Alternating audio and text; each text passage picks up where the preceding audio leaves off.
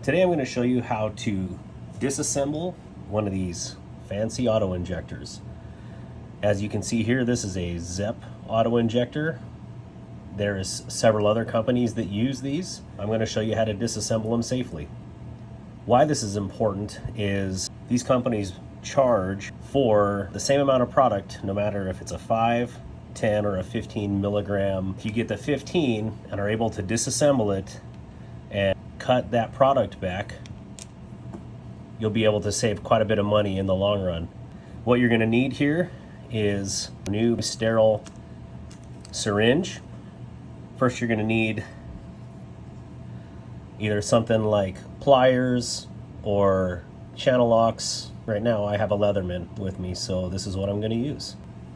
So let's get started. Of note here, there's two different symbols. There's unlock and lock.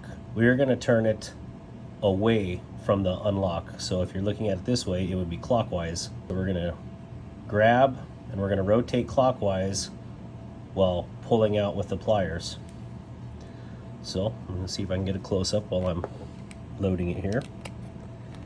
What I'm going to do is I'm going to lock this here and go. Channel locks are much easier. As you can see, my hand, it's pretty extended. Here we go.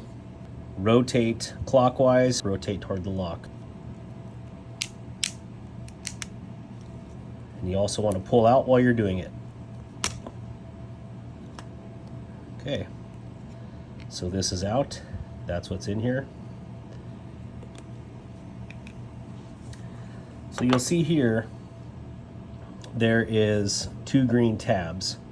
This is actually, they're locked back here.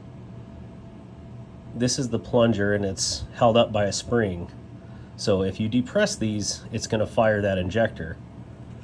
Insert a screw, just enough to keep from releasing and ruining your $500 to $1,000 product. We're going to clamp on with the pliers and we're going to rotate away from the lock, pull out at the same time. All right, you can see how it all came out here. It did not fire. First things first, we're going to pull out back this little retainer, set that down, and your product comes out nice and neat. So we're going to set this here. I'm just going to show you something a little bit about this. I actually use this plunger in the second part of this process. So what I'm going to do is release it, hold on very tight because this is under a lot of pressure.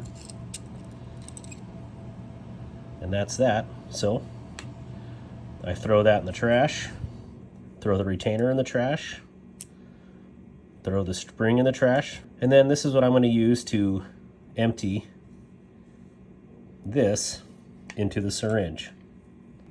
That concludes this portion of the video on how to safely disassemble an auto injector.